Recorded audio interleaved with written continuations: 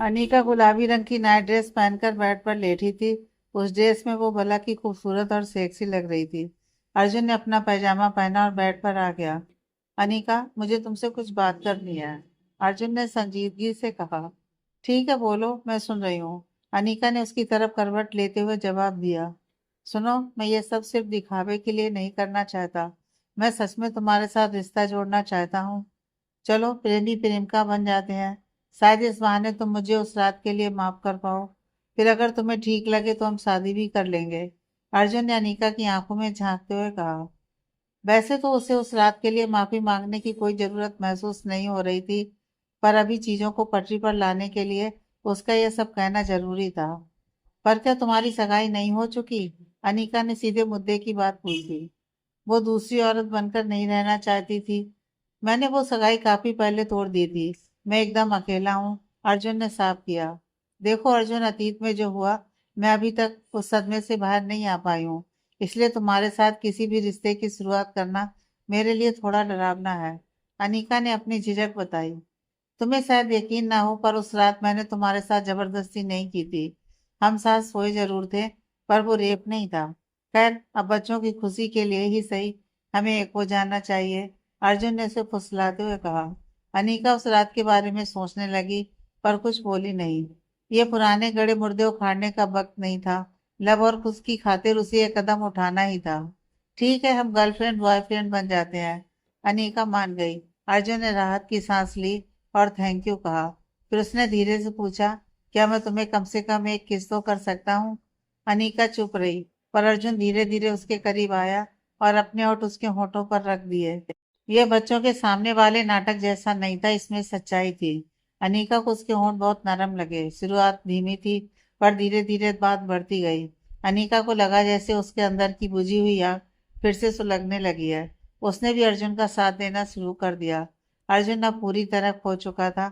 अनीका ने होशो हवास खोकर अपने हाथ अर्जुन की गर्दन पर डाल दिए। उसे महसूस हुआ कि अर्जुन की उत्तेजना बढ़ रही है और वो उसे खुद से खींच रहा है। अचानक अर्जुन पीछे हट गया। अनीका के होठ लाल पड़ गए थे। उसने अनीका को गले लगाया और उसके बालों को सहलाते हुए बोला, गुड नाइट मेरी जान। इसके बाद वो कमरे से बाहर चला गया और अनीका के सोने तक वापस नहीं आया। अगली सुबह जब अनीका की आंख खुली तो उसने खुद को अर्जुन की बाहों में पाया। अर्जुन ने उसकी कमर को कसकर पकड़ा हुआ था और वो गहरी नींद में था। अनीका ने जमाई ली और सोचने लगी, ये नजदीकियां इतनी कब बढ़ गईं। ये सोते हुए भी मुझे छोड़ नहीं रहा। सच तो यह था कि उसे बुरा नहीं लग रहा था। उसने इस मौके का फायदा उठाया और सोते हुए अर्जुन को जी भरकर देखा। वो वाकई बहुत हैंडसम था। बिखरे हुए बालों में तो वो बिल्कुल किसी कॉलेज के लड़कों जैसा लग रहा था। थोड़ी देर बाद अनीका ने बेड से उठने की कोशिश की, पर जैसी वो खिसकी, अर्जुन ने अपनी पकड़ और मजबूत कर ली। अनीका ने हार मान ली और चुपचाप लेटी रही। धीरे धीरे अर्जुन ने आंखें खोली और हाथ ढीला किया। गुड मॉर्निंग अर्जुन, अनीका ने मुस्कुराकर कहा। गुड मॉर्निंग, अर्जुन ने भी मुस्कुराकर जवाब दिया और उठ गया। उसकी आंखों के नीचे डार्क सर्कल थे। साफ था कि वो रात को बहुत देर से सोया था। वो उन्नीदी हालत में बाथरूम की तरफ बढ़ गया। अनीका को भी फ्रेश होना था, तो वो उसके बाहर आने का इंतजार करने लगी। कांच के दरवाजे से उसे अर्जुन की परछाई दिख रही थी। जब वो बाहर आया तो वो बिल्कुल अलग लग रहा था, थोड़ा कम उम्र और मासूम। अंदर तुम्हारे लिए टॉयलेटरीज का एक सेट रखा है, उम्मीद है तुम्हें पसंद आएगा, अर्जुन ने बाथरूम से निकलते ही कहा। थैंक यू, अनीका ने कहा और अंदर चली गई। वो देखकर दंग रह गई कि वो सामान बिल्कुल अर्जुन के ब्रांड जैसा ही था, बस उसका लेडीज वर्जन था। उसे वो बहुत पसंद आया। वो इमेजिन करने लगी, इतने महंगे प्रोडक्ट से उसकी स्किन कितनी ग्लो करेगी। नहाने के बाद उसकी पूरी बॉडी से बहुत भीनी और अच्छी खुशबू आ रही थी। जब वो बाहर आई तो अर्जुन वहां नहीं था। उसने अपने बाल सुखाए और वहां रखे महंगे cosmetics, cream, makeup kit, hair spray और परफ्यूम देखे। उसे पता था कि ये सब उसी के लिए हैं। ये सब इतना महंगा था कि हर कोई इसे नहीं खरीद सकता था। वो बाल सुखा ही रही थी कि अर्जुन अंदर आया। अर्जुन, ये सब सामान तो बहुत महंगा है, तुमने कोई नॉर्मल ब्रांड क्यों नहीं लिया? अनीका ने पूछा। महंगा? मेरी लेडी के लिए भी भला कुछ महंगा हो सकता है? बस ये बताओ पसंद आया ना, वरना मैं ये सब अभी कचरे के डिब्बे में फेंक दूंगा, अर्जुन ने बड़े रौब से कहा। वो अनीका के पास से गुजरा और अपना पैजामा उतारकर लॉन्ड्री बास्केट में फेंक दिया। वो सिर्फ अपने बॉक्सर्स में था। जब वो फिर से बाथरूम की तरफ बढ़ा, अनीका ने झट से अपनी पीठ फेर ली और जल्दी से अपने कैजुअल कपड़े पहने। उसने सोचा कि अगर अर्जुन मान जाए तो आज वो घर पर ही रहकर बच्चों का ख्याल रखेगी। नीचे पहुंचकर उसने देखा कि लव और कुछ नाश्ता कर रहे थे।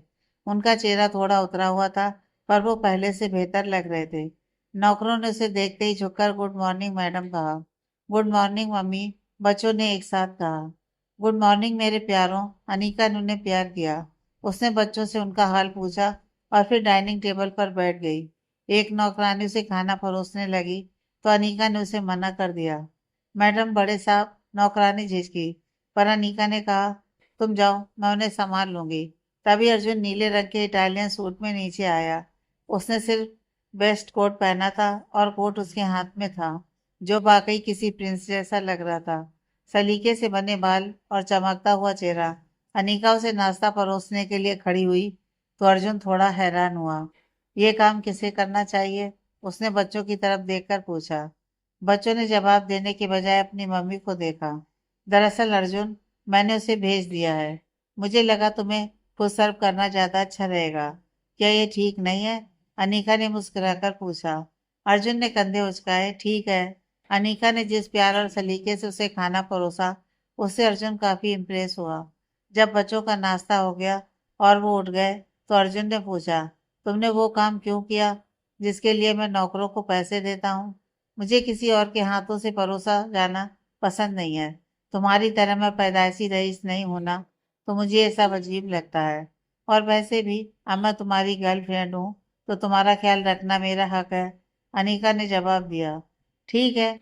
अर्जुन को अचानक कुछ याद आया। एक बात बताओ, तुम इन दोनों बच्चों में फर्क कैसे कर लेती हो? अर्जुन अक्सर उनके नाम पूछने के बाद ही बात शुरू कर पाता था। अनीका मुस्कुराई। देखो, जब वो दोनों साथ होते हैं तो उस लब के मुकाबले थोड़ा ज्यादा गोरा है, पर यह बहुत बारीक फर्क है। और जब वो साथ ना हो तो ध्यान देना कि लब जब मुस्कुराता है तो उसके गालों में हल्के डिंपल पड़ते हैं। अगर तुम मुस्कुराओगे और सामने वाले की मुस्कान में डिंपल दिखे तो वो लब है, और अगर नहीं दिखे तो वो गुस्सा है। अर्जुन ने सिर हिलाया। उसने आज तक ये नोटिस ही नहीं किया था। उसने तय किया कि ऑफिस जाने से पहले वो आज ये प्रैक्टिस जरूर करेगा। मैं आज यहीं रुकना चाहती हूँ और देखूंगी कि बच्चे कितनी जल्दी रिकवर कर रहे हैं। अनीका शर्मा ने रिक्वेस्ट की। ठीक है, पर वो बताओ, तुम उस कॉन्ट्रैक्ट पर साइन कब कर रही हो? अर्जुन ओबराय ने पूछा। उसे ऑफिस में अनीका की बहुत ज़रूरत थी, और अब उसे अपनी गर्लफ्रेंड बनाकर अपने घर में रखना ये उसके लिए किसी बड़ी जीत से कम नहीं थी। कल मैं कल ऑफिस आऊंगी कॉन्ट्रैक्ट साइन करने, अनीका शर्मा ने जवाब दिया। एक काम करो, कल बच्चों को 1 घंटे के लिए छोड़ देना और ऑफिस आ जाना। कॉन्ट्रैक्ट साइन करना है, फिर हम दोनों लंच पर साथ चलेंगे। अर्जुन ओबराय ने प्लान बताया। अनीका शर्मा ने हाँ कह दिया और अर्जुन खड़ा हो गया। वो हॉल की तरफ बढ़ा और अनीका उसके पीछे पीछे चल दी। वहां दोनों बच्चे अपने कंप्यूटर में बिजी थे। अर्जुन ने उन दोनों को गौर से देखा और उसे हल्का सा फर्क महसूस हुआ। उसने सीधे लब की तरफ देखा और पूछा, आज कैसा दिन रहा लब? लड़के ने झट से सिर उठाया और देखा कि उसके डैडी उसे देख रहे हैं। वो मुस्कुराया और जैसे ही वो हंसा, अर्जुन ने उसके गालों पर वो डिम्पल देखा और तुरंत अनीका की तरफ एक नजर डाली। अनीका मुस्कुराई और उसने गर्दन हिलाकर कंफर्म किया। डैड, मैं आज एकदम फिट हूँ, लब ने जवाब दिया। वो इस बात पर हैरान था कि उसके डैड ने उसे पहली बार में ही कैसे पहचान लिया। अर्जुन ने कहा कि वो निकल रहा है और जाने से पहले उसने अनीका को एक प्यारा सा किस दिया। उस सुबह उसे एक अलग ही सुकून महसूस हो रहा था। उसे एहसास बहुत अच्छा लग रहा था कि घर में एक औरत और बच्चे हैं जो उसे विदा कर रहे हैं, और जब वो लौटेगा तो उसका स्वागत करेंगे। थोड़ी देर में दया आंटी बच्चों को देखने आई। बच्चे अपने गेम में मगन थे। उनके ट्यूटर ने कंप्यूटर पर कुछ प्रैक्टिस टेक्स्ट दिए थे जिन्हें उन्हें पूरा करना था। जल्दी उनकी नैनी और घर के मैनेजर ने कहा कि अब उनके कमरे में जाने का वक्त हो गया है। बच्चे बिना किसी नखरे के उठकर चले गए। अनीका ने बीच में कुछ नहीं बोला। वो ऐसा कुछ नहीं करना चाहती थी जिससे अर्जुन ओबराय को गुस्सा आए। उसने कुछ देर दया आंटी और बाकी नौकरों से बात की। सभी के सभी लोग उसे पसंद करने लगे थे और मन ही मन चाहते थे कि वही इस घर की असली मैडम बन जाए। जैसे ही ऑफिस जाने का टाइम हुआ, अनीका तैयार होने के लिए ऊपर चली गई। आज उसे कॉन्ट्रैक्ट साइन करना था, अर्जुन के साथ लंच करना था और अपने दोस्तों से भी मिलना था। उसे पता था कि उसके दोस्त, खासकर डॉक्टर लैंड्रे, उससे नाराज है। उसे लैंड्रे और रूपा को मनाना ही था। उसने पैंट के साथ भूरे रंग का एक धांसू डिजाइनर सूट पहना, हाथ में ब्रांडेड बैग लिया और ऊंची हील्स पहनकर एकदम टिप टॉप तैयार हो गई। वो जैसे ही नीचे आई, उसने देखा कि सारे नौकर एक लाइन में खड़े हैं और एक जवान लड़की उन पर बुरी तरह चीख रही है। किसी की हिम्मत नहीं हो रही थी कि सिर उठाकर ऊपर देखे। यहाँ तक कि दया आंटी भी चुपचाप खड़ी थी। तुम सबके सब बुद्धू हो। जब मैं इस घर की मालकिन बनूंगी ना, तो तुम सबको धक्के मारकर बाहर निकाल दूंगी। तुमने मुझे ये क्यों नहीं बताया कि मेरे मंगेतर के दो मनहूस बच्चे हैं और वो इस घर में रह रहे हैं? तुम सबको मेरी पावर का अंदाजा नहीं है। कहाँ है वो हरामी बच्चे? कोई उन्हें मेरे सामने लेकर आओ। अदिति सिंगल आग बबूला हो रही थी। तुम्हारी हिम्मत कैसे हुई? अनिका शर्मा की आवाज सीढ़ियों से किसी बिजली की तरह गूंजी। सारे नौकरों ने चैन की सांस ली। शुक्र है बच्चों की असली माँ आ गई। अदिति सिंगल ने पीछे मुड़कर देखा और उसकी आंखें फटी की फटी रह गईं। एक बेहद खूबसूरत और क्लासी औरत सीढ़ियों से नीचे आ रही थी। उसे देखते ही अदिति के चेहरे पर जलन साफ दिखने लगी। उसे सबसे ज्यादा मिर्ची इस बात की लगी कि औरत अर्जुन के बेडरूम से नीचे आ रही थी, और वो खुद कितनी बार इस विला में आई थी और उसे कभी अर्जुन के कमरे में झांकने तक की परमिशन नहीं मिली थी। अदिति सोच में पड़ गई कि आखिर ये भला है कौन जो इतने रौब से मालकिनों की तरह नीचे आ रही है। अनिका नीचे उतरी और अदिति को ऐसी नजरों से देखा जैसे अभी उसे कच्चा चबा जाएगी। वो समझ गई कि वही अदिति सिंगल है जिससे अर्जुन की सगाई हुई थी। पर अर्जुन ने तो कहा था कि उसने सगाई तोड़ दी है। इस औरत की इतनी हिम्मत कि यहाँ आकर घुसकर उसके बच्चों को हरामी कहे। तुम कौन हो? अदिति सिंगल ने अनिका के सामने तनकर खड़े होते हुए पूछा। ये सवाल तो मुझे तुमसे पूछना चाहिए था कि तुम कौन हो और यहाँ क्या कर रही हो? अनिका शर्मा ने कड़ाई से पूछा। अदिति ने उसे घूर कर देखा। उसे लगा कि शायद अनिका को पता नहीं है कि वो सिंगल खानदान की बेटी और अर्जुन की मंगेतर है। उसे पूरा भरोसा था कि अर्जुन के पास उससे शादी करने के अलावा कोई चारा नहीं है, वरना ओबराय ग्रुप को भारी नुकसान होगा। क्या हुआ? जुबान को लकवा मार गया क्या? अनिका ने चुटकी ली। नौकर मनी मन खुश थे कि अदिति को आखिर कोई टक्कर देने वाला मिला। वो घर के स्टाफ को बहुत परेशान करती थी। मैं अदिति सिंगल हूँ, अर्जुन ओबराय की मंगेतर। अदिति ने बड़े घमंड से जवाब दिया। हो, तो तुम वो चीज हो जिससे उसने 2 साल पहले मजबूरी में सगाई की थी और जिसने तुम्हें आज तक घास भी नहीं डाली। खैर सुन लो, मैं उसकी औरत हूँ, उसके बच्चों की माँ, और वो इंसान जिससे वो बेपनाह प्यार करता है। मैं नाम की मंगेतर नहीं हूँ, मैं उसकी असली पार्टनर हूँ। हम साथ रहते हैं, एक ही बेड शेयर करते हैं, और यकीन मानो कल रात अर्जुन ओबराय वाकई में कमाल था। उसके होंठ, उसका टच किसी भी औरत को पिघलाने के लिए काफी है। क्या तुम चाहती हो कि मैं तुम्हें और भी पर्सनल बातें बताऊं? तुम्हें अब तक समझ आ जाना चाहिए कि मैं उसकी बेड पार्टनर हूँ, कोई ऐरी गैरी नहीं जो यहाँ गर्मी में कुतिया की तरह भौंकने आ जाए। अनीका ने अदिति को पूरी तरह उकसा दिया। नौकर अपनी हंसी दबाने लगे। कुछ को हल्की खांसी आ गई, जिससे अदिति का पारा 7वें आसमान पर पहुंच गया। उसने हाथ उठाया अनीका को थप्पड़ मारने के लिए, पर अनीका ने फुर्ती से उसका हाथ कलाई से पकड़ लिया। तुम्हारी ये जुर्रत कि तुम अर्जुन की औरत पर हाथ उठाओ? क्या तुम उसका गुस्सा झेल पाओगी? अब मेरी बात कान खोलकर सुन लो। अगर अगली बार तुम इस घर में कदम रखो और मेरे बच्चों के बारे में एक भी गंदा शब्द बोला, तो मैं तुम्हें खुद कुत्तों के आगे फेंक दूंगी। समझी? अनीका ने दहाड़ते हुए कहा, और अदिति का हाथ जोर से झटक दिया। अदिति सिंगल को अपनी बाह और कंधे में ऐसा जोरदार दर्द महसूस हुआ कि उसकी रूह कांप गई। उसे पहली बार अपनी औकात और शर्मिंदगी का एहसास हुआ। वो सोच में पड़ गई कि जिस आदमी से उसकी सगाई हुई है, उसके शरीर पर कोई और औरत अपना हक जता रही है। तुम ज्यादा से ज्यादा एक रखैल हो सकती हो या उसके बच्चे की माँ, इससे ज्यादा कुछ नहीं। पर याद रखना, आखिर में वो मेरा ही होगा और तुम्हें इन बच्चों के साथ धक्के मारकर बाहर निकाल दिया जाएगा। अदिति ने जहर उगलते हुए पलटकर जवाब दिया। तुम मंगेतर के इस बेजान किताब के साथ घूमती रहो, पर मैं उसके जिस्म, उसके दिल और उसके प्यार को पाकर पूरी तरह संतुष्ट हूँ। वो सिर्फ मेरा है। अनिका शर्मा ने उसे करारा जवाब दिया। दोनों औरतें काफी देर तक एक दूसरे को नफरत भरी नजरों से घूरती रहीं। अदिति सिंगल ने अपनी अहमियत साबित करने के लिए सबके सामने अर्जुन को फोन मिलाया और कॉल को स्पीकर पर डाल दिया। मैं तुम्हारे लिए क्या कर सकता हूँ? अदिति सिंघल। दूसरी तरफ से अर्जुन की सपाट आवाज गूंजी। इस सवाल ने अदिति को अंदर तक हिला दिया। उसे उम्मीद थी कि अर्जुन कम से कम तमीज से बात करेगा, पर अर्जुन कभी उसके साथ अच्छा नहीं रहा था। अब सबके सामने स्पीकर पर फोन करना उसे भारी पड़ता दिख रहा था।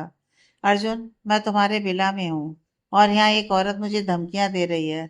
वो खुद को तुम्हारी बीवी बता रही है और कह रही है कि वो तुम्हारे साथ सोती है। मैं तुम्हारी मंगेतर हूँ अर्जुन, कोई और ऐरी गैरी औरत कैसे? अदिति बोल ही रही थी कि अर्जुन ने उसे बीच में ही टोक दिया। तुम्हें मेरे विला में घुसने की इजाजत किसने दी जब मैं वहां नहीं हूँ? और किस हक से?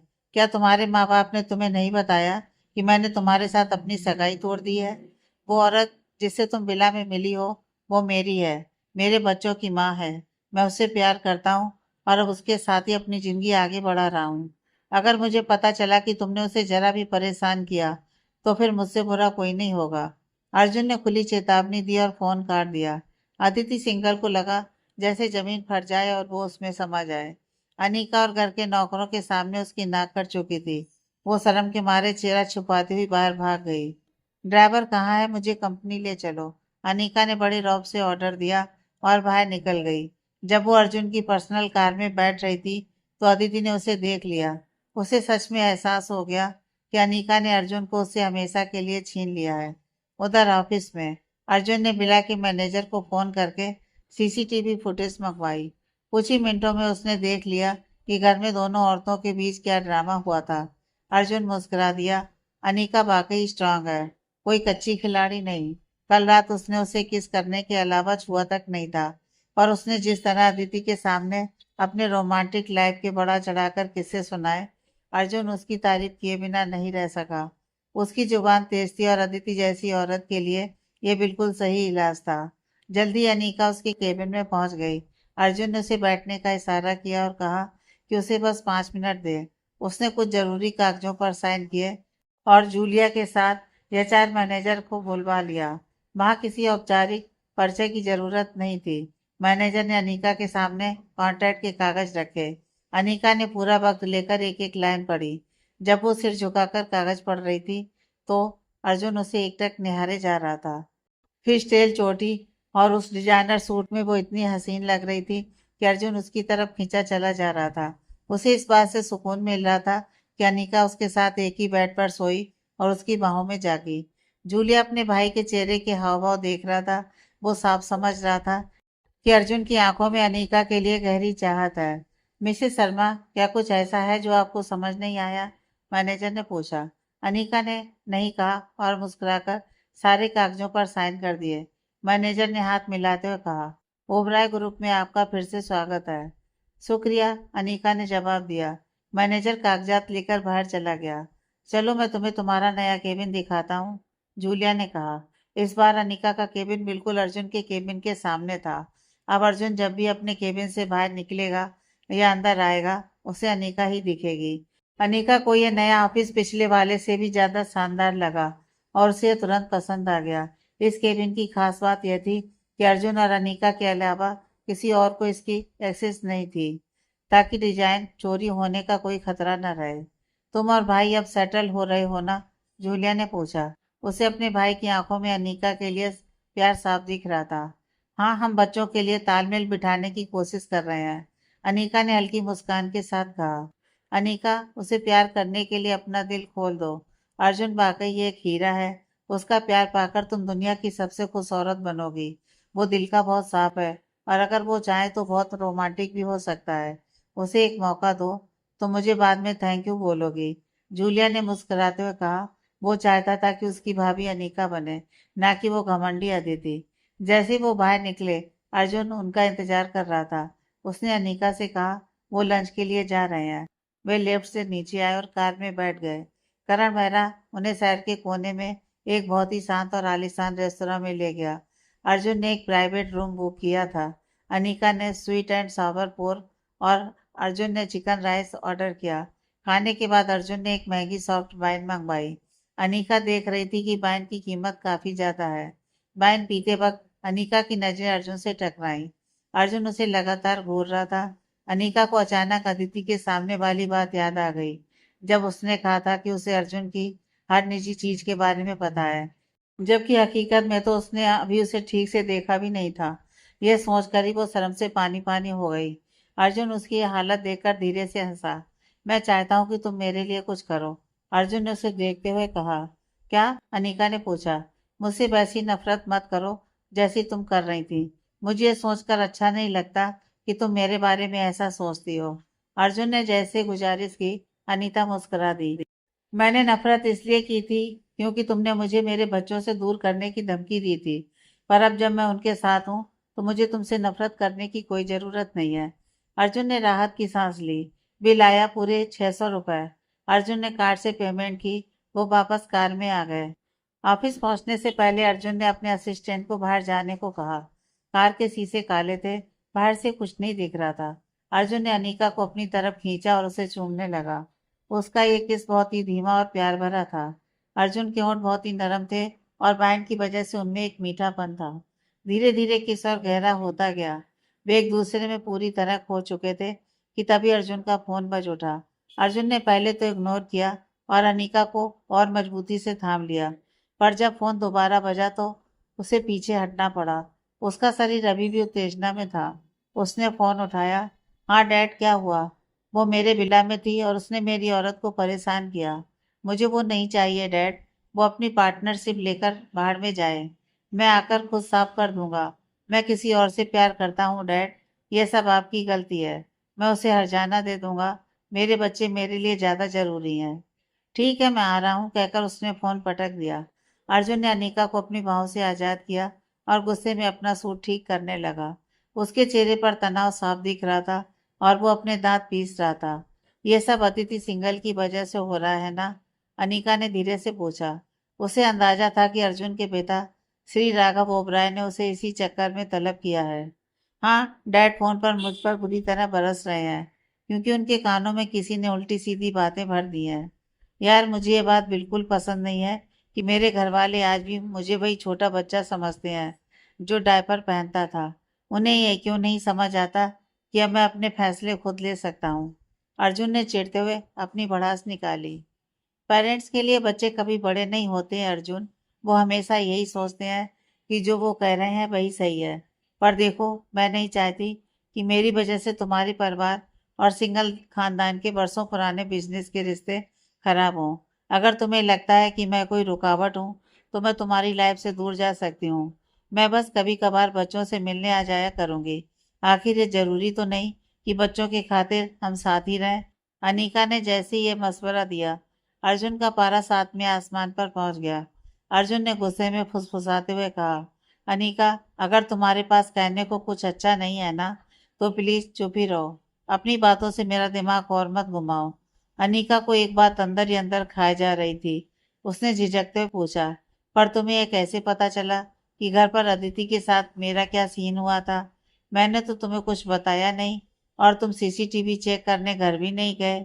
फिर तुम्हें एक एक लफ्ज कैसे पता चल गया? क्या उसे वो सब भी पता चल गया जो उसने अदिति को चढ़ाने के लिए बढ़ा चढ़ाकर कहा था? ये सोचकर ही अनीका के गाल शर्म से लाल हो गए। उसे याद आया कि कैसे उसने अदिति को नीचा दिखाने के लिए अर्जुन के साथ अपनी नजदीकियों के झूठे किस्से सुनाए थे। अर्जुन ने उसकी तरफ टेढ़ी नजरों से देखा और मुस्कुराते हुए बोला, तुम्हारे ऑफिस आने से पहले ही मेरे पास घर की सीसीटीवी फुटेज की क्लिप आ गई थी, तो जाहिर सी बात है कि मुझे सब पता है कि तुमने अदिति सिंघल की बोलती कैसे बंद की थी। अनीका की तो जैसे काटो तो खून नहीं। वो अर्जुन से नजरें मिलाने की हिम्मत नहीं कर पा रही थी। उसने झेपते हुए खिड़की के बाहर देखना शुरू कर दिया। उसे अपने आप पर इतनी शर्म आ रही थी कि वो बता नहीं सकती थी। अर्जुन ने वो सब सुन लिया था जो उसे नहीं सुनना चाहिए था। कितनी बड़ी फजीयत हो गई। वहां एक पल भी बैठना अनीका के लिए भारी पड़ रहा था। वो तुरंत कार से बाहर निकली और बोली कि वो घर जा रही है और कल ऑफिस आएगी। अर्जुन के चेहरे पर एक शरारती मुस्कान थी। उसने हाँ कह दिया। उसे पता था कि अनीका इस वक्त शर्मिंदगी के मारे पानी पानी हो रही है। अनीका तो निकल गई, पर अर्जुन वापस अपने केबिन में चला गया। इधर मोहिनी, अनीका की माँ के दिमाग में कुछ और ही खिचड़ी पक रही थी। उसे सरोगेसी के लिए किसी ऐसी औरत की तलाश थी जिस पर वो आंख बंद करके भरोसा कर सके। उसे लगा कि अगर कोई बाहर की औरत हुई तो कल को वो रिया के बच्चे पर अपना हक जमा सकती है और पैसे भी ऐंठ सकती है। काफी सोचने के बाद उसकी सुई अनीका पर आकर रुकी। अनीका से बेहतर और कौन हो सकता है। वो रिया की अपनी बहन थी और होने वाले बच्चे की सगी मौसी। मोनी को पता था कि अनीका को कैसे काबू में करना है। वो उसे उसके पुराने स्कैंडल और देवर के साथ सोने वाली बात से डरा सकती थी। आखिर अनीका अब ओबराय ग्रुप की बड़ी अफसर बन चुकी है। अगर उसका अतीत बाहर आया तो उसकी इज्जत मिट्टी में मिल जाएगी। मोहिनी ने मुस्कुराकर रिया को फोन मिलाया। हेलो रिया, मैंने सरोगेसी के लिए सही कैंडिडेट ढूंढ लिया है। अपनी माँ की पसंद पर भरोसा रख। क्या तूने विवान सिंघानिया को यह सब बताया? क्या मतलब है कि अभी बात नहीं हुई? आज रात उसे सब बता देना। मैं कल उस औरत को मनाने निकल रही हूँ। मोहिनी ने फोन रखते ही एक सातिर मुस्कान दी। उसे पूरा यकीन था कि वो अनीका को अपनी उंगलियों पर नचा लेगी। उधर दिन ढलते ही अर्जुन ने अपना काम समेटा और जूलिया से कहा कि उसे आज ओबराय निवास जाना है। अदिति के साथ सगाई तोड़ना कोई बच्चों का खेल नहीं था। यह एक बड़ा सियासी और बिजनेस ड्रामा बनने वाला था। जूलिया ने कहा कि वो भी साथ चलेगा। दोनों भाई अपनी गाड़ी में बैठकर पैतृक निवास की तरफ निकल पड़े। जब वो हवेली पहुंचे तो बाहर गाड़ियों का तांता लगा हुआ था। साफ था कि सिंगल परिवार पूरी तैयारी के साथ पंचायत करने आया है। अर्जुन को किसी का डर नहीं था। वो सीधा बड़े ड्राइंग रूम में दाखिल हुआ। वहां पूरा सिंगल परिवार बैठा था। राज सिंगल, उनकी पत्नी आरती, अदिति और बेकी। अदिति की आंखें सूजी हुई थी। साफ पता चल रहा था कि वो घंटों रोई है। आरती सिंघल ने अर्जुन को ऐसी नजरों से देखा जैसे उसे अभी भस्म कर देंगी। उनकी बेटी की ऐसी बेइज्जती! एक मामूली औरत के लिए अर्जुन ने अदिति को ठुकरा दिया। राज सिंघल का गुस्सा उनके पैर थपथपाने से साफ झलक रहा था। विक्की सिंघल शांत बैठने का नाटक कर रहा था, पर अंदर से वो भी खोल रहा था। अर्जुन ने कमरे का जायजा लिया और बड़े बेपरवाह अंदाज में सोफे के हैंडल पर एक पैर टिकाकर बैठ गया। उसकी ये बेरुखी देखकर सिंगल परिवार का खून खौल उठा।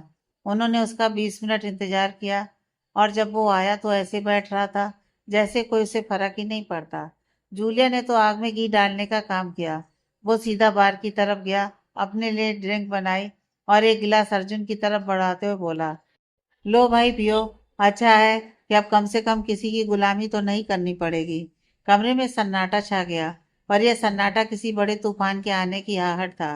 अर्जुन ओबराय ने वाइन का गिलास उठाया और एक ही झटके में पूरी ड्रिंक हलक के नीचे उतार दी। गिलास पटक कर वो सोफे पर टिक गया, जबकि जूलिया उसके बगल वाली सीट पर जम गया। श्रीमती आरती सिंघल ने एक तीखी और बनावटी हंसी हंसी। ओबराय खानदान के इन दोनों लड़कों की बदतमीजी उनके बर्दाश्त से बाहर हो रही थी। उन्हें अपनी बेटी की कोई गलती नजर नहीं आ रही थी, बल्कि अर्जुन उन्हें वो विलेन लग रहा था जो दो खानदानों की दोस्ती में आग लगा रहा है। उधर अर्जुन के माता पिता कर्णा और राघव ओबराय अपने बेटों का ये बेपरवाह अंदाज देखकर शर्मिंदा हो रहे थे। उन्हें लग रहा था कि अर्जुन को बात इतनी बिगड़ने ही नहीं देनी चाहिए थी।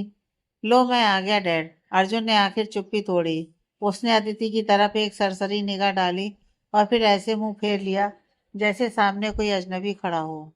श्री राघव ओबराय ने गला साफ किया और गंभीर आवाज में बोले, अर्जुन, मेरे जिगरी दोस्त राज सिंघल का फोन आया था।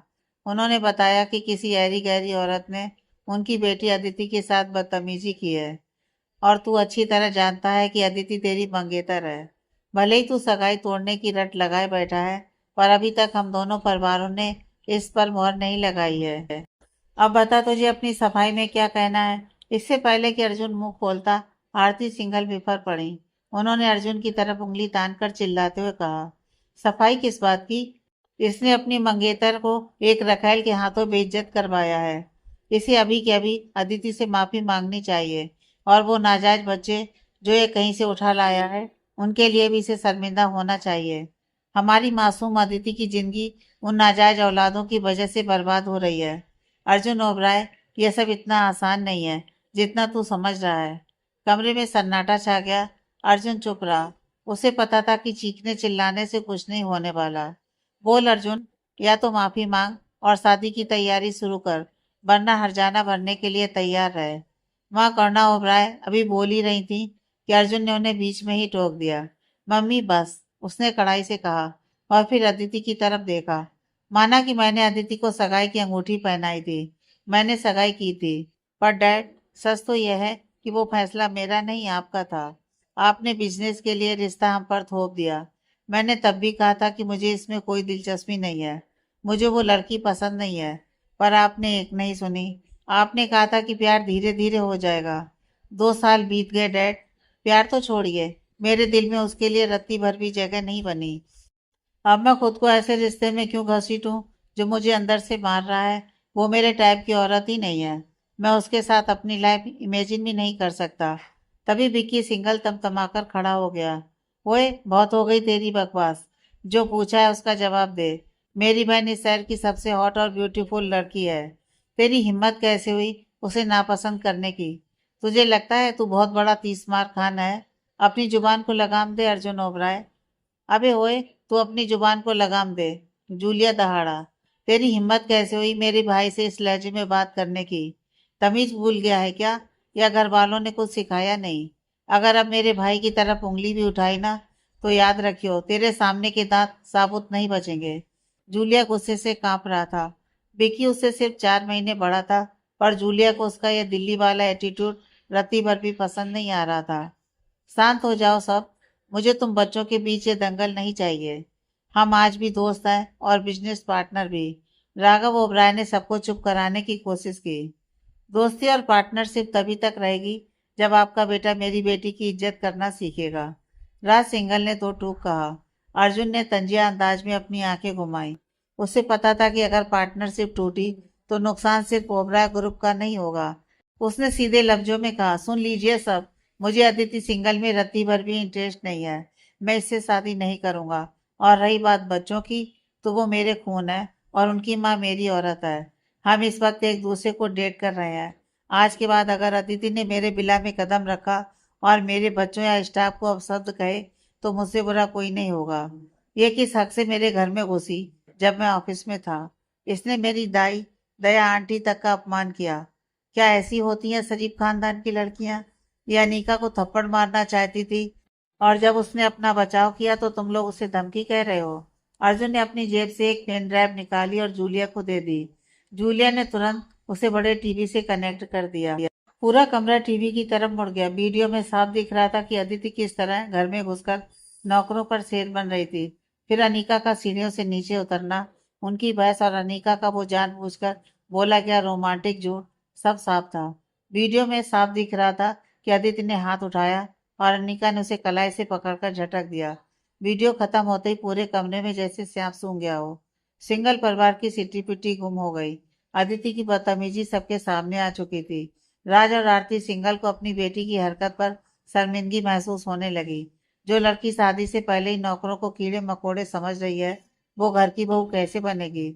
उसने बच्चों को हरामी बोलकर अपनी रही सही इज्जत भी मिट्टी में मिला दी थी। राघव और करुणा ओबराय भी सन्न थे। उन्हें लगा था कि अर्जुन की पार्टनर ने अदिति को डराया होगा, पर यहाँ तो अदिति गुंडागर्दी कर रही थी। जूलिया अपनी हंसी नहीं रोक पाया। वो जानबूझकर सिंगल परिवार को चिढ़ाते हुए मुस्कुरा रहा था। देख लिया आपने, क्या यही वो लड़की है जिससे आप मेरी शादी करना चाहते हैं। ये मेरे घर को नरक बना देगी। अर्जुन ने तंज कसा। फिर उसने मजाक में कहा, डैड, अगर आपको ये इतनी ही पसंद है तो जूलिया से इसकी शादी करा दीजिए। मैंने तो आज तक इसे छुआ तक नहीं है। अरे भाई, मुझे माफ करो। जूलिया फौरन हाथ जोड़कर चिल्लाया। मुझे ऐसी लड़कियां पसंद हैं जिनका फिगर सही हो, ऐसी नहीं जो दिखने में अमरूद जैसी लगे। जूलिया के इस कमेंट ने जलती आग में घी का काम कर दिया। कुछ सेकंड के लिए पूरे कमरे में मौन सा सन्नाटा छा गया। जूलिया के मुंह से ऐसे कड़वे और नंगे बोल सुनकर सबकी सिट्टी पिट्टी गुम हो गई थी। यहाँ तक कि अर्जुन ओबराय भी सन्न रह गया कि उसके भाई ने सरेआम क्या बोल दिया। उसने एक ठंडी आ भरी और अपनी नाक के ऊपरी हिस्से को सहलाने लगा। उसने तिरछी नजर से अदिति सिंगल की तरफ देखा और उसे लगा कि भाई, जूलिया बात तो पते की कह रहा है। उसे जोर से हंसी आ रही थी, लेकिन पंगा और ना बढ़ जाए इसलिए उसने बड़ी मुश्किल से अपने होंठ भींचकर हंसी रोकी। जूलिया वाकई पागल है। अर्जुन ने कभी इस बात पर गौर ही नहीं किया था। और वैसे भी इन बातों का क्या मतलब। हर किसी की अपनी बॉडी टाइप होती है। ये बात मर्दों पर भी फिट बैठती है। अर्जुन को अपनी हंसी दबाना भारी पड़ रहा था। मम्मी, अदिति सिंगल फूट फूट कर रो पड़ी और अपनी माँ के गले लग गई। पहले तो उसे रिजेक्ट किया गया, फिर उसे धमकाया गया। अब सबकी मौजूदगी में उसकी बनावट का मजाक उड़ाकर उसे नीचा दिखाया गया। वह बहुत जिल्लत बर्दाश्त नहीं कर सकती थी। ओबराय खानदान के सामने उसकी इज्जत की धज्जियां उड़ चुकी थी। अगर यह बातें बाहर निकली तो वो कहीं मुंह दिखाने लायक नहीं रहेगी। श्रीमती आरती सिंघल का गुस्सा सातवें आसमान पर था। गुस्से के मारे उनका चेहरा तमतमा उठा था। गर्दन की नसें फूल गई थीं और आंखें अंगारों जैसी लाल हो गई थीं। ओबराय खानदान के इन लौंडों ने अपनी हद पार कर दी थी। उनकी जुर्रत कैसे हुई उनकी लाडली अदिति की ऐसी बेइज्जती करने की। उन्होंने मन ही मन तय कर लिया कि वो इन लड़कों से इनकी भारी कीमत वसूलेंगी। इधर श्री राघव और उनकी पत्नी श्रीमती करुणा ने एक दूसरे की तरफ देखा। जूलिया एक लड़की और उसके परिवार के सामने इतना बेशर्म कैसे हो सकता है। माना कि अर्जुन सगाई तोड़ना चाहता है, पर 2 साल तक तो ये रिश्ता था ही। इस तरह बीच सभा में किसी को नंगा कर देना जूलिया को शोभा नहीं देता था। जूलिया, श्रीमती करुणा दहाड़ी, अभी के अभी बाहर निकल यहाँ से। जूलिया ने ऐसा चेहरा बनाया जैसे उसने बहुत बड़ी नेकी की हो। उसे पता था कि उसकी बातों ने सबको मिर्ची लगा दी है, पर उसने ऐसा ढोंग किया जैसे भाई यहाँ असली पीड़ित है।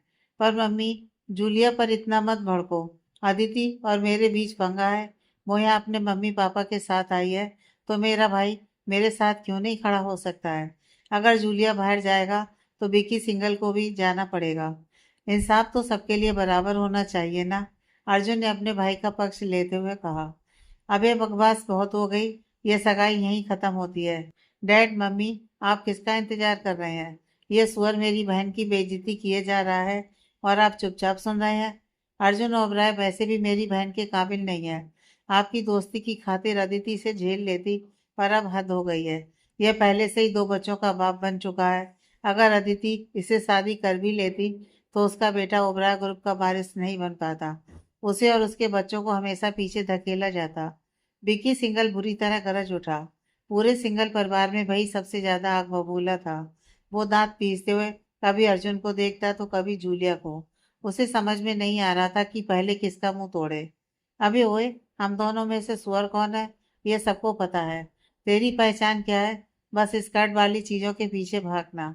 मेरे भाई के बच्चे हैं, कम से कम यह साबित तो होता है कि वो असली मर्द है। तू तो दिन रात लड़कियां बदलता है, उनमें से कोई एक भी माँ बनी आज तक। तू मर्द है भी या बस नाम का ही है। जूलिया ने पलटवार किया। उसे इस बात पर गुस्सा आया कि यह बंदा जो खुद लड़कियों को रुमाल की तरह बदलता है, उसके भाई को सुअर कह रहा है। क्या बोला तूने। विकी का खून खौल उठा। जूलिया ने सीधा उसकी मर्दानगी पर चोट की थी। उसकी हिम्मत कैसे हुई सरेआम ऐसा सवाल पूछने की। श्री राघव ओबराय ने हाथ उठाकर जूलिया को और बोलने से रोका। वो यहाँ बैठकर अपने बेटों की बेइज्जती होते नहीं देख सकते थे। पहले अदिति और अब विकी। उनका सब्र अब जवाब दे चुका था। श्री राज सिंघल, अब से हमारे बीच के सारे नाते खत्म, चाहे वो दोस्ती का हो या बिजनेस का। मुझे लगा था कि आपके बेटे तमीजदार हैं, पर आज आपकी परवरिश पर भरोसा करना मेरी सबसे बड़ी भूल थी। मेरा वकील आपसे बात करेगा और हर जाने का हिसाब किताब समझा देगा। मेरी बेटी का वक्त बर्बाद करने के लिए अर्जुन जैसे बेवकूफ को इसकी कीमत चुकानी होगी। श्री राज सिंघल ने ऐलान कर दिया। सुनो राज, मेरे दोस्त, हम ये सब बिना रिश्ता तोड़े भी सुलझा सकते हैं। यार, हम बरसों पुराने यार हैं। हमें इस दोस्ती को बचाने का एक मौका तो देना चाहिए। श्री राघव ओबराय ने समझाने की कोशिश की। उन्हें लगा कि उनके बेटों की वजह से उनकी नाक कट गई है। अगर अर्जुन ने सगाई तोड़ने की जिद ना की होती तो आज ये नौबत ही नहीं आती। अब वो सिर्फ बेबस होकर देख सकते थे। कौन से मौके की बात कर रहे हैं आप मिस्टर ओबराय। आपके छोटे बेटे ने अभी अभी मेरी बहन की इज्जत के परखच्चे उखाड़ दिए और आप एक नंबर के बुद्धू की तरह खड़े होकर रिश्ते बचाने की बात कर रहे हैं। विकी अभी अपनी बदतमीजी जारी ही रख रहा था कि जूलिया अचानक अपनी जगह सोटा और सटाक से विकी के मुंह पर एक जोरदार मुक्का जड़ दिया। विकी लड़खड़ाया और दर्द के मारे पेट पकड़कर झुक गया। उसने जमीन पर खून थूका और जूलिया की तरफ ऐसे देखा जैसे उसे कच्चा चबा जाएगा। मेरे बाप की बेइज्जती करने की जुर्रत कैसे की तूने। जूलिया की आंखों से शोले निकल रहे थे। विकी, क्या तू बस मार खाता रहेगा। उठा और इसे मजा चखा, छोड़ना मत इसे। श्रीमती आरती सिंघल अपने बेटे पर पागलों की तरह चिल्लाई। जूलिया वापस अपनी सीट की तरफ मुड़ा ही था कि अर्जुन की नजरों ने कुछ भांप लिया। उसने देखा कि विकी का चेहरा किसी खूनी शिकारी जैसा हो गया है। विकी ने अपनी कमर से पिस्तौल निकाली और जूलिया पर निशाना साधा। अर्जुन की फुर्ती गजब की थी।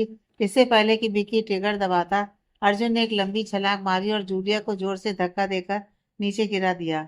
ठाए गोली चलने की आवाज के बाद कुछ सेकंड तक सब पत्थर की मूरत बन गए। डर के मारे सबकी सांसें अटक गई थी। कमरे में बारूद की गंध फैल गई और उस धमाके ने पूरे विला को हिला दिया। बॉडीगार्ड्स तुरंत अंदर घुस आए और अपने बॉस के आदेश का इंतजार करने लगे। श्री राज सिंघल और आरती सिंघल ने अपनी आंखों से वो नजारा देखा। उनके पैरों तले जमीन खिसक गई। जो डर था वही हुआ। श्रीमती करुणा ओबराय ने सबसे पहले देखा कि अर्जुन धीरे धीरे जमीन की तरफ झुक रहा है। वो चीख उठी, अर्जुन, और उसकी तरफ भागती हुई गई। अर्जुन अपनी माँ की बाहों में ढह गया। उसने अपने बाएं हिस्से को हाथ से दबा रखा था। उसका हाथ खून से लथपथ हो गया था। दर्द के बावजूद उसकी आंखें खुली थीं और वो विक्की को ऐसी नफरत भरी नजरों से घूर रहा था जैसे उसे मार ही डालेगा। अर्जुन भाई! श्री राघव और जूलिया दोनों एक साथ चिल्लाए और अर्जुन को संभालने के लिए करुणा की मदद करने दौड़े। राज सिंघल सन्न रह गए थे। उन्होंने अपने बेटे की तरफ देखा और मायूसी में सिर हिला दिया। उन्हें पता था कि विक्की ने वो लक्ष्मण रेखा पार कर दी है जिसकी कोई माफी नहीं है। जब उन्होंने देखा कि अर्जुन की आंखें धीरे धीरे बंद हो रही हैं तो उन्हें समझ आ गया कि आज के बाद कुछ भी पहले जैसा नहीं रहेगा। एम्बुलेंस! कोई जल्दी एम्बुलेंस बुलाओ। जूलिया ओबराय के फेफड़ों से जैसे चीख निकल गई। उसकी आवाज सुनकर कई बॉडीगार्ड्स अंदर भागे चले आए और वहां का मंजर देखकर सबके होश उड़ गए। श्री राज सिंघल घबराकर मदद के लिए आगे बढ़े, लेकिन श्री राघव ओबराय की आंखों में खून उतर आया था। उन्होंने आंसू भरी आवाज में दहाड़ते हुए कहा, दूर रहो, मेरे करीब आने की हिम्मत मत करना। विक्की सिंघल के हाथ कांपने लगे। उसे अचानक एहसास हुआ कि उसने क्या कर दिया है। उसने ओबराय खानदान के सबसे बड़े वारिस को गोली मार दी, वो भी खुद ओबराय निवास के अंदर। यह तो सीधे सीधे कत्ल की कोशिश थी। अदिति सिंघल ने अपनी आंखों पर हाथ रख लिया। उसने अपनी जिंदगी में कभी इतना खून खराबा नहीं देखा था। श्रीमती आरती सिंघल की तो काटो तो खून नहीं, वो थर थर कांप रही थी। विकी ने एक रायता फैला दिया था। उन्हें समझ आ गया कि अब उनकी हस्ती मिटने वाली है। उन्होंने देखा कि करुणा ओबराय बुरी तरह सिसक रही थी। दो बॉडीगार्ड्स ने अर्जुन को स्ट्रेचर पर लिटाने में मदद की। अर्जुन की आंखें बंद हो चुकी थीं और वो पूरी तरह बेहोश था। खून इतना ज्यादा बह रहा था कि पूरा फर्श लाल हो चुका था। जूलिया ने पट्टी से जख्म दबाने की कोशिश की, पर खून रुकने का नाम ही नहीं ले रहा था। पुलिस को फोन करो, श्री राघव ओबराय ने ठंडे लहजे में हुक्म दिया। जूलिया ने तुरंत कहा कि पुलिस रास्ते में ही है। राज सिंघल का चेहरा पीला पड़ गया। वो राघव ओबराय के पास जाकर सफाई देना चाहते थे कि उनका इरादा यह नहीं था, लेकिन तभी करुणा ओबराय की चीख गूंजी, श्रीमती आरती, तुमने ही अपने बेटे को उकसाया ना? तुमने ही इसे मेरे बेटे की जान लेने का हुक्म दिया क्योंकि उसने तुम्हारी बेटी से शादी करने से मना कर दिया। तुम्हें यही चाहिए था ना? अब देख लो, तुमने सीधे सीधे युद्ध का ऐलान कर दिया है। वो गुस्से और दुख में पागलों की तरह चिल्ला रही थी। नहीं नहीं करुणा, मेरा मतलब वो नहीं था। मैं तो बस। आरती सिंघल की आवाज लड़खड़ा रही थी। घर में पूरी तरह अफरा तफरी का माहौल था। घर की पुरानी नौकरानियां तुरंत मालकिन को संभालने के लिए दौड़ पड़ी। जूलिया ने कड़े लहजे में बॉडीगार्ड को ऑर्डर दिया, देख लेना, इस सिंघल खानदान का एक एक बंदा पुलिस स्टेशन पहुंचना चाहिए, किसी को भी मत छोड़ना।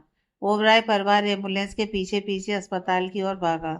राघव ओबराय रास्ते भर फोन पर डॉक्टरों को अलर्ट कर रहे थे। उनके बेटे को गोली लगी है और उसे तुरंत इमरजेंसी सर्जरी की जरूरत है। जूलिया बार बार ड्राइवर को गाड़ी और तेज भगाने के लिए चिल्ला रहा था। वो अंदर से टूट चुका था। उसे पता था कि अगर अर्जुन ने उसे धक्का न दिया होता तो आज वो स्ट्रेचर पर होता। अस्पताल पहुंचते ही अर्जुन को सीधा ऑपरेशन थिएटर ले जाया गया। जूलिया और उसके मम्मी पापा बाहर कॉरिडोर में खामोश खड़े थे। लाल बत्ती जल चुकी थी। अर्जुन की जान बचाने की जंग शुरू हो चुकी थी। उधर विला में अनीका शर्मा को अचानक बहुत अजीब सी बेचैनी होने लगी। मुश्किल से 20 मिनट हुए होंगे जब उसे अपनी रीढ़ की हड्डी में एक ठंडी लहर महसूस हुई। उसे बहुत अजीब लगा। उसे याद आया कि जब उसके पिता की मौत हुई थी तभी उसे बिल्कुल ऐसा ही महसूस हुआ था। उसे क्यों लग रहा था कि कोई बहुत बुरा शकुन होने वाला है। रेंगटे खड़े कर देने वाले डर के साथ वो उठी और बच्चों को वहीं खेलने के लिए कहा। वो उस बेडरूम में गई जहां वो और अर्जुन साथ रुकते थे। अंदर घुसते ही उसकी नजर दीवार पर लगी अर्जुन की एक बड़ी सी फोटो पर पड़ी। फोटो देखते ही वो फिर से कांप गई। अर्जुन, उसने धीरे से बुदबुदाया। उसके दिल ने कहा कि अर्जुन किसी बड़ी मुसीबत में है। अनीका ने कांपते हाथों से अर्जुन का नंबर मिलाया, पर कई बार रिंग जाने के बाद भी फोन नहीं उठा। अब तो वो बुरी तरह डर गई। उसे पक्का यकीन हो गया कि बहुत कुछ गलत हुआ है। उसने सिसकना शुरू कर दिया। फिर उसने जूलिया को फोन किया। अनीका, कैसी हो? जूलिया की आवाज बहुत धीमी और थकी हुई लग रही थी। अनीका ने तुरंत पकड़ लिया कि मामला गंभीर है। आमतौर पर खुशमिजाज जूलिया आज फुसफुसाकर बात कर रहा था। मैं ठीक नहीं हूँ जूलिया। अर्जुन कहाँ है? मैं उससे फोन कर रही हूँ पर वो उठा नहीं रहा है, अनीका ने रोते हुए पूछा। जूलिया ने एक लंबी आह भरी और कुछ पल खामोश रहा। वो अभी फोन नहीं उठा सकता। बच्चों का ख्याल रखो। अगर तुम्हें कुछ चाहिए हो तो मैं तुम्हारी मदद कर सकता हूँ। उसने बात घुमाने की कोशिश की।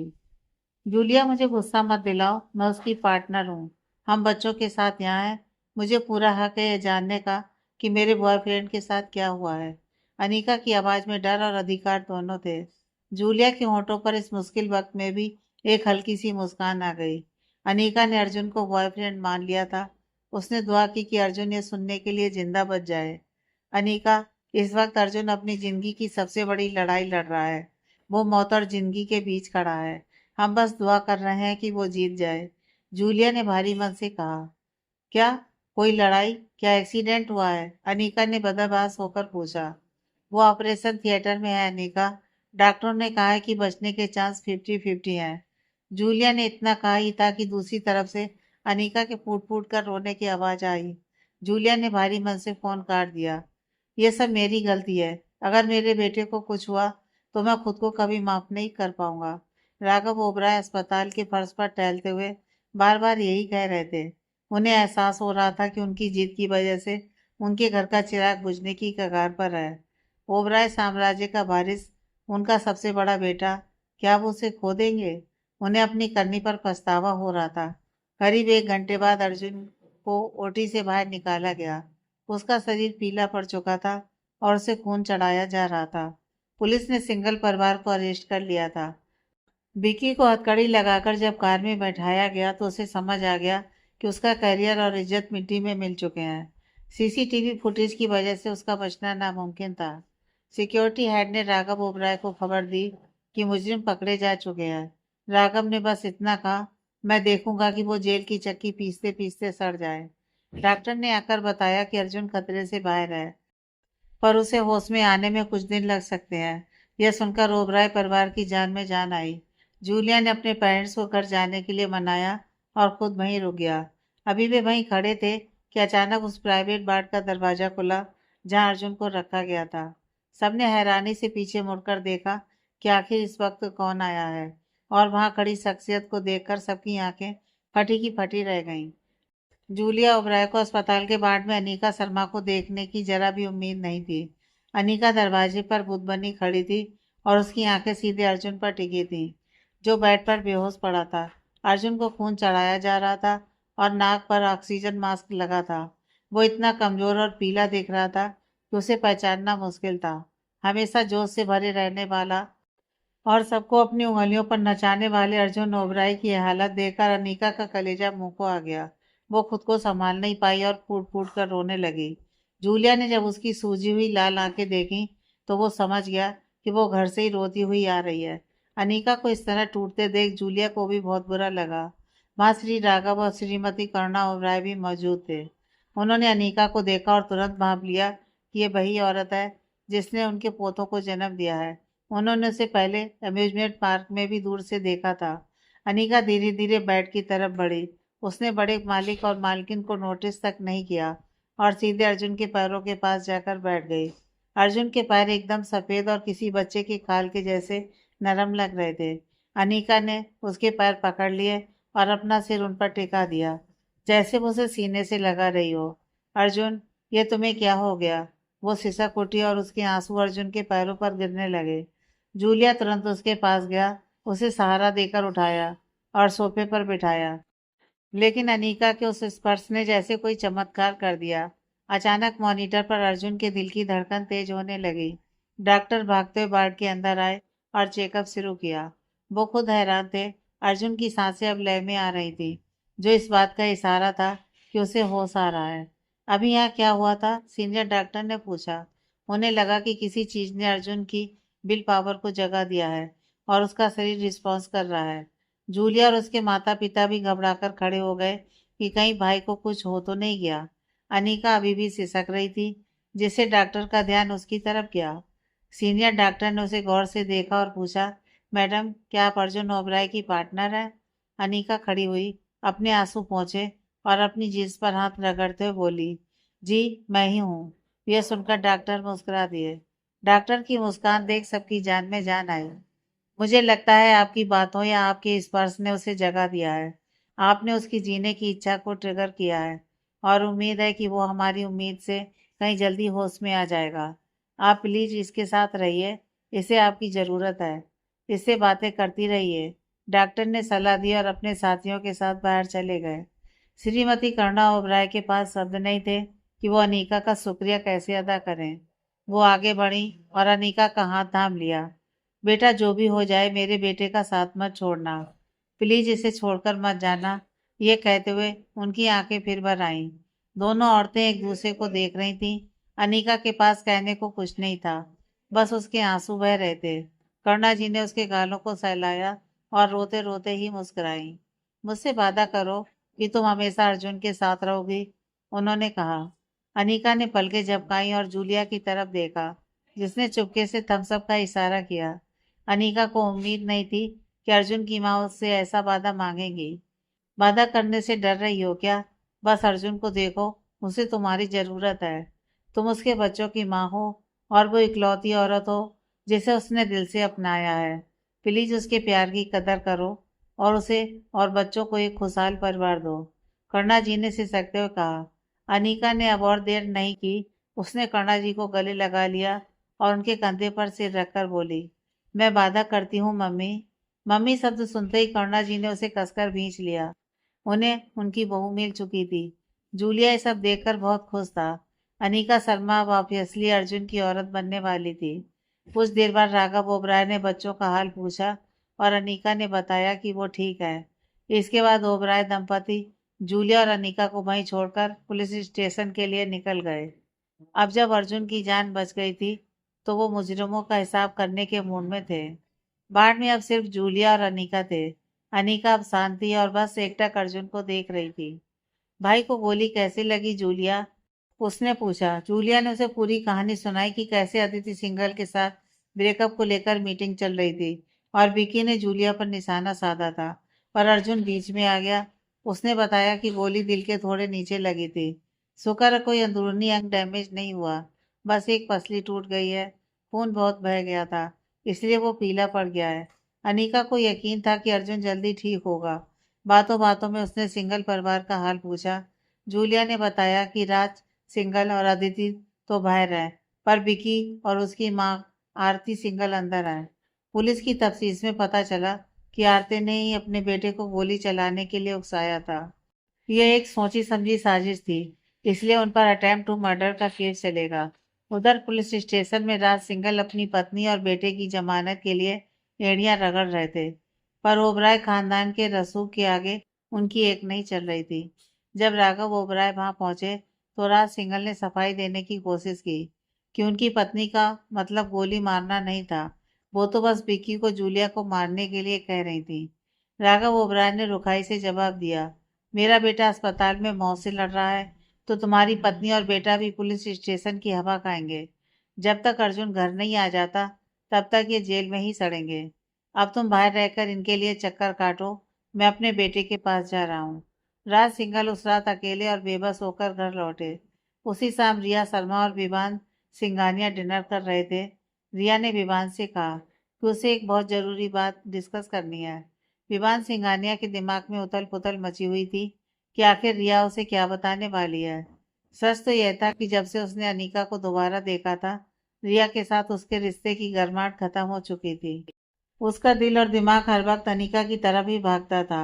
वो तड़प रहा था कि किसी तरह अनीका से मिल पाए और अपने पुराने पापों के लिए उससे हाथ जोड़कर माफी मांग ले, पर उसे मौका ही नहीं मिल रहा था।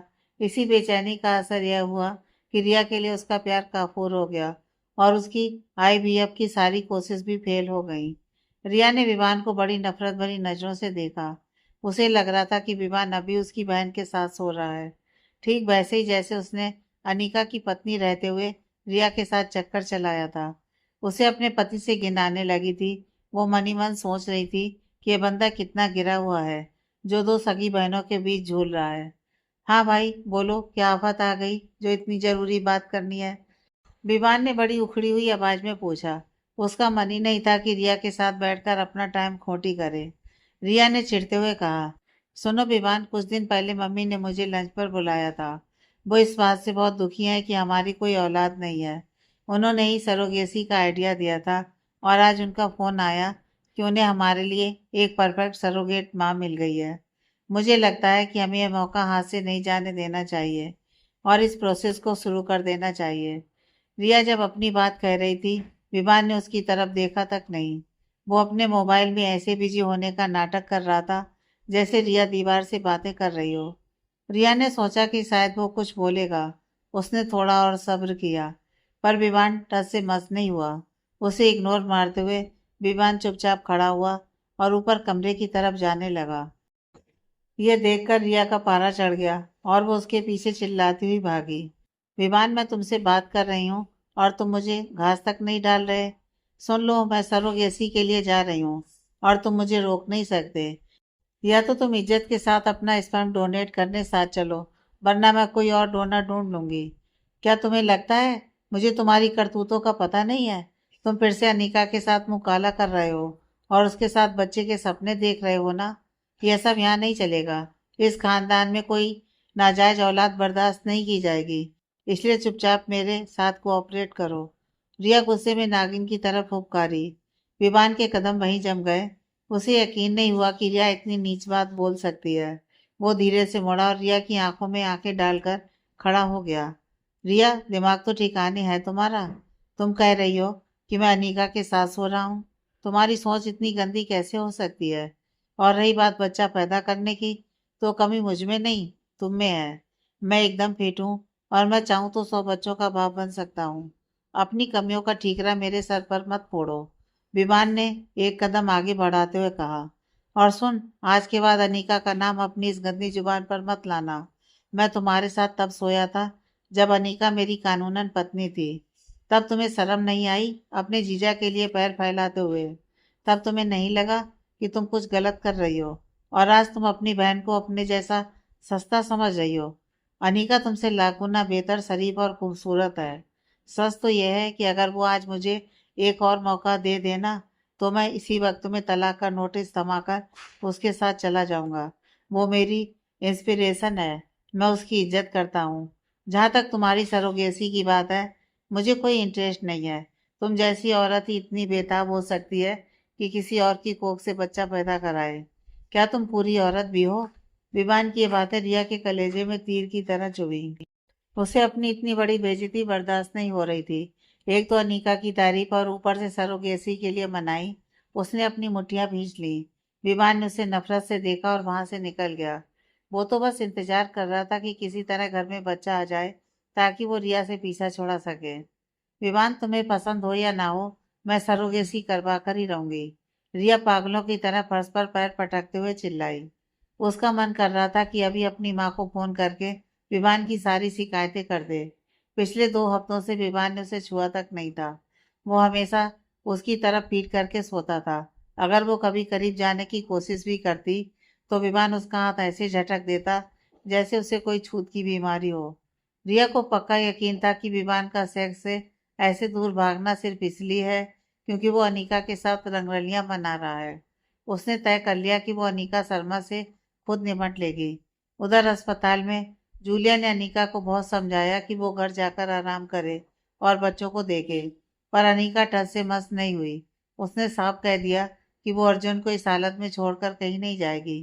काफी बहस के बाद ये तय हुआ कि दोनों ही रात भर अस्पताल में रुकेंगे। चूंकि अस्पताल ओबराय खानदान का ही था, तो वहाँ सुख सुविधा की कोई कमी नहीं थी। जूलिया ने अपने लिए एक लाउंज ले लिया और अनीका ने अर्जुन के कमरे में ही सोफे पर रुकने का फैसला किया। जूलिया ने उसे इमरजेंसी बटन के बारे में समझा दिया और कहा कि अगर कोई भी ज़रूरत हो तो बेझिझक उसे कॉल करे। जब वार्ड में सिर्फ अनीका और बेहोश अर्जुन रह गए, तो अनिका धीरे से उसके पास गई। उसने अर्जुन के चेहरे को निहारा और धीमे से बोली, पता है अर्जुन, आज सुबह जब तुमने मुझे किस किया था तो मैंने सोचा था कि आज रात हम वहीं से शुरू करेंगे जहाँ बात रुकी थी। मुझे क्या पता था कि तुम यहाँ इस हाल में पड़े होगे। अब तुम तो मुझे किस कर नहीं सकते, तो चलो आज मैं ही तुम्हें गुड नाइट किस दे देती हूँ। अनिका ने झुककर अर्जुन के माथे पर एक बहुत ही प्यारा और हल्का सा किस किया। वो कुछ पल वहीं रुकी, उसकी सांसों को महसूस किया और फिर भारी मन से सोफे पर जाकर लेट गई। उसने रजाई ओढ़ी और थकान की वजह से उसे जल्दी ही नींद आ गई। रात में जूलिया 2 बार कमरे में चक्कर लगा गया, पर अनिका को पता भी नहीं चला।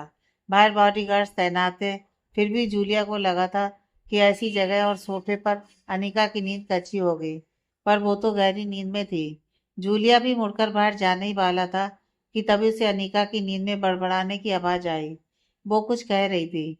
जूलिया, तू दूसरी बार हमारी खबर लेने आया है ना? क्या थोड़ी बहुत नींद मिल पाई तुझे? जूलिया के तो जैसे तोते उड़ गए। उसे यकीन ही नहीं हुआ कि अनिका शर्मा जाग रही थी। उसे पता था कि वो आया था, और वो भी 2 बार। जूलिया तो यही सोचकर निश्चिंत था कि वो गहरी नींद में है, और मन ही मन हैरान था कि अस्पताल के इस छोटे से सोफे पर कोई इतनी चैन की नींद कैसे सो सकता है। अनिका उसे चौंकाने का कोई मौका नहीं छोड़ती थी। उसकी हर बात, उसका हर एक्शन जूलिया को उसका मुरीद बना देता था। पर इस बात ने तो उसे सच में इम्प्रेस कर दिया। अरे, मुझे तो लगा तू घोड़े बेचकर सो रही है, जूलिया ने हक्के बक्के होकर पूछा। भाई, मैं अपने सबसे करीबी इंसान के पास बैठी हूँ, और तुझे लगता है मैं आंखें मूंद कर सो जाऊंगी? जब तूने पहली बार दरवाजा खोला और मैंने देख लिया कि तू है, तब मैंने आंखें बंद कर ली, क्योंकि मुझे पता था कि तुझसे इन्हें कोई खतरा नहीं है। पर अगर कोई और अंदर आने की कोशिश करेगा तो मैं जाकर पहरा दूंगी। यहाँ तक कि डॉक्टर आए तो भी मैं चौकन्नी रहूंगी। अनीका ने सोफे पर करवट बदलते हुए बड़े इत्मीनान से समझाया। अनीका, तू कमाल है यार। सच कहूँ तो तू मुझे बहुत प्रभावित करती है, और मैं तुझे वाकई बहुत पसंद करता हूँ, जूलिया ने खिलखिलाते हुए कहा। अनीका ने शरारत से मुंह बनाया और बोली कि जब अर्जुन ओबराय होश में आएंगे तो वो उन्हें जरूर बताएगी कि उनका छोटा भाई उन पर डोरे डाल रहा है। जूलिया ठहाका मारकर हंस पड़ा, और अनीका के चेहरे पर भी मुस्कान आ गई। जूलिया ने गुड नाइट कहा और बाहर निकल गया। अनीका सोफे से उठी और सीधे अर्जुन के पास गई। खून की दूसरी बोतल चढ़ रही थी, और अब उसके चेहरे की रंगत वापस लौट रही थी। वो अब उतना पीला नहीं लग रहा था। अनीका ने गौर से अर्जुन की लंबी पलकों को देखा, जो बंद थी। अब तुम पहले से बेहतर लग रहे हो मेरे प्यार। तुम्हें जल्दी से होश में आना होगा, ताकि मैं तुम्हें सरेआम मेरा प्यार कह सकूं। ऐसा लग रहा है जैसे मैं तुम्हारे लिए अपना दिल पूरी तरह खोलने लगी हूँ। तभी अचानक दरवाजा खुला और जूलिया ड्यूटी डॉक्टर के साथ अंदर आ गया। जूलिया ये देखकर हैरान रह गया कि अनीका अर्जुन की बगल वाली कुर्सी पर जमी हुई थी और उससे बातें कर रही थी। अनीका ने मुड़कर देखा भी नहीं और अपनी बात चालू रखी। मैं सीरियसली कह रही हूँ, मैं तुम्हें होश में आने के लिए बस 24 घंटे का टाइम दे रही हूँ। अगर तुम नहीं उठे तो मैं कोई नया बॉयफ्रेंड ढूंढ लूंगी और उसके साथ कहीं दूर निकल जाऊंगी। फिर चुपके से आकर तुम्हारे दोनों बेटों को भी साथ ले जाऊंगी, और तुम मुझे कभी नहीं ढूंढ पाओगे। लेकिन अगर तुम अभी जाग जाते हो तो मैं वादा करती हूँ कि तुम्हें सच्चे दिल से प्यार करूंगी। तुमने कहा था ना कि मैं किसी और के साथ नहीं रह सकती, तो सुन लो, मैं किसी और से शादी करूंगी, शानदार हनीमून मनाऊंगी, और तुम हाथ मलते रह जाओगे। चलो, बाकी बातें बाद में। ये कहकर उसने बड़े प्यार से अर्जुन की हथेली चूम ली। जूलिया ये देखकर मुस्कुराए बिना नहीं रह सका। डॉक्टर ने भी कहा कि ऐसी बातें और अपनापन मरीज को जल्दी ठीक करने में दवा से ज्यादा काम करता है। अनीका थोड़ा पीछे हट गई ताकि डॉक्टर चेकअप कर सके। जिस रफ्तार से सुधार हो रहा है, मुझे लगता है कि अगले 24 घंटों में इन्हें होश आ जाएगा। इनकी लेडी लव का साथ वाकई रंग ला रहा है। डॉक्टर ने कंफर्म किया। अनीका मुस्कुराई और वापस सोफे पर चली गई। डॉक्टर दवाइयां देकर बाहर निकल गए।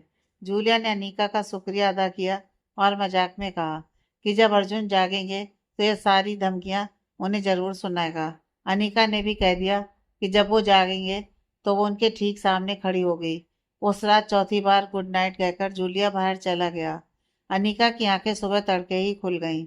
उसे कंपनी जाना था, क्योंकि अर्जुन की गैर मौजूदगी में जूलिया को चेयरमैन का काम संभालना था। जूलिया जब कमरे में आया तो वो एकदम फ्रेश लग रहा था। नहा धोकर कपड़े बदल चुका था। अनीका ने पूछा कि अर्जुन के पास कौन रुकेगा, तो जूलिया ने कहा कि जब तक मम्मी नहीं आती तब तक वो रहे, फिर वो ऑफिस जा सकती है। थोड़ी देर में करुणा जी अनीका के लिए नाश्ता लेकर आ गईं। अनीका ने नाश्ता किया और बताया कि आज ऑफिस में बहुत काम है। करुणा जी ने उसे प्यार से विदा किया और अर्जुन के पास बैठ गईं। अनीका घर गई, फ्रेश हुई, तैयार हुई और सीधे ओबराय ग्रुप पहुंच गई। वहां काम का ढेर लगा था। नए डिजाइनर का काम ग्राहकों को पसंद नहीं आया था, तो वे सब अनीका के पास आ गए। अनीका ने पूरी लगन से सबको संभाला और अगले दिन का टाइम दिया। काम के चक्कर में उसे लंच का भी होश नहीं रहा। जूलिया ने उसके लिए खाना ऑर्डर किया, तब जाकर उसने थोड़ा ब्रेक लिया और फिर काम में जुट गई। तभी दफ्तर में श्रीमती मोहिनी, अनीका की सौतेली माँ की एंट्री हुई। उन्होंने रिसेप्शन पर मुख्य डिजाइनर अनीका शर्मा के बारे में पूछा। जब अनीका को खबर मिली कि उसकी सौतेली माँ उससे मिलना चाहती हैं, तो उसे हैरानी हुई। मोहिनी, यहाँ जरूर कोई ना कोई चाल होगी। ये औरत बिना किसी लालच के तो पानी भी नहीं पीती। अनीका ने सोचा। उसने सेक्रेटरी से कहा कि उन्हें अंदर भेज दिया जाए। अनीका को लगा शायद कोई प्रोफेशनल काम होगा। आखिर वो अब ओबराय ग्रुप की चीफ डिजाइनर थी। मोहिनी जब केबिन की तरफ बढ़ रही थी, तो उन्होंने बाहर लगा अनीका का नेम प्लेट देखा। उन्हें एहसास हुआ कि अनीका का रसूख अब बहुत बढ़ चुका है। वो किसी कंपनी की मालकिन जैसी दिख रही थी। उन्होंने दरवाजा खटखटाया और बिना जवाब का इंतजार किए धौंस के साथ अंदर घुस गईं। अनीका अपनी शानदार कुर्सी पर बैठी थी, एकदम बेपरवाह। उसने मोहिनी को सिर से पैर तक देखा। उसे मानना पड़ा कि अनीका पहले से कहीं ज्यादा खूबसूरत और ग्रेसफुल हो गई है। यहाँ तक कि उसकी अपनी बेटी रिया भी अनीका के सामने फीकी लग रही थी। क्या अपनी माँ को बैठने के लिए नहीं कहोगी? मोहिनी ने तेवर दिखाते हुए पूछा। अनीका ने अनसुना कर दिया। अगर ये ऑफिस ना होता तो वो इस औरत का मुंह भी ना देखती। सीधे काम की बात करो। यहाँ क्यों आई हो? अनीका ने ठंडे लहजे में पूछा। उसने ना तो स्वागत किया और ना ही बैठने को कहा। मोहिनी बिना पूछे ही कुर्सी खींचकर बैठ गई। मोहिनी ने केबिन का जायजा लिया। उन्हें जलन हो रही थी कि शर्मा परिवार से धक्के देकर निकाली गई लड़की आज इतनी ऊंचाई पर है। पर उन्हें पता था कि उनके पास अनीका का वो राज है जिससे वो उसे अपनी उंगलियों पर नचा सकती है। मेरे पास फालतू वक्त नहीं है मोहिनी, बताओ क्या काम है, वरना रास्ता ना पो। अनीका ने सख्ती से कहा। जरा जबान को लगाम दे बेटी, मैं अभी तेरी माँ हूँ, थोड़ी इज्जत से बात कर। मोहिनी ने आंखें तरेरी। मेरी कोई माँ नहीं है, ये बात तुम बेहतर जानती हो। अनीका ने दो टूक जवाब दिया। मोहिनी समझ गई कि यहाँ घी सीधी उंगली से नहीं निकलेगा। देख अनीका, विवान का तुझसे तलाक हो चुका है। वो अब रिया का पति है और वे दोनों अपनी जिंदगी में बहुत खुश हैं। मोहिनी ने भूमिका बनानी शुरू की। ये तो पुरानी खबर है, और तुम्हें वाकई लगता है कि वो खुश है? अनीका ने बेरुखी से पूछा। अनीका की बेपरवाही देख मोहिनी चिढ़ गई। उन्हें लगा कि अब सीधा हमला करना पड़ेगा।